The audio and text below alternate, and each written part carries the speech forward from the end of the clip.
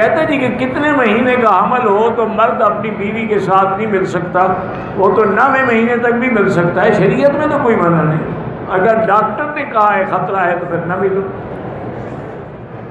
حج کے دنوں کے دوران میاں بیوی آپس میں مل سکتے ہیں، یا عمرے پر جو لوگ آئے ہیں وہ عمرے سے فارغ ہو کے میاں بیوی مل سکتے ہیں، کیوں نہیں مل سکتے ہیں؟ مکے میں لوگ ایسے پیدا ہوتے ہیں اوپر آسمان سے گرتے ہیں؟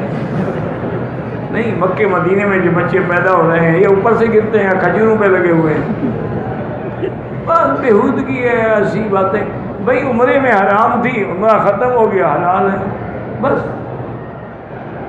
اسقاط حمل کو روکنے کے لیے علماء نے لکھا ہے، جو قرآن میں آیت ہے ان اللہ یمسک السماوات والارض ان تزولا، یہ پوری آیت پڑھا کرے، ہر نماز کے بعد دعا کرے۔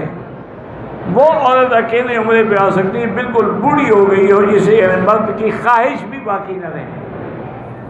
مرنے والوں پر جو کلمہ لکھتے ہیں بدعت ہے، اگر دل میں کلمہ نہ ہو تو کفن والا کلمہ کیا کرے گا؟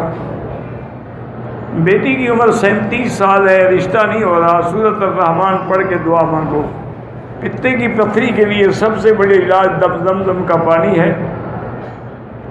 گھر والے کہتے ہیں کہ پہلے تمہاری شادی نہیں ہوگی، تمہاری بہن کی پہلے ہوگی، یہ حالت، جس کو اللہ پاک رشتہ دے دے اس کی کر دو، جس کا بعد میں آئے گا اس کی بعد میں ہو جائے گی۔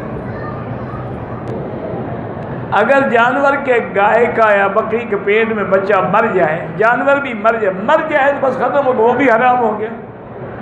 اگر مرنے سے پہلے ذبح کر لیا تو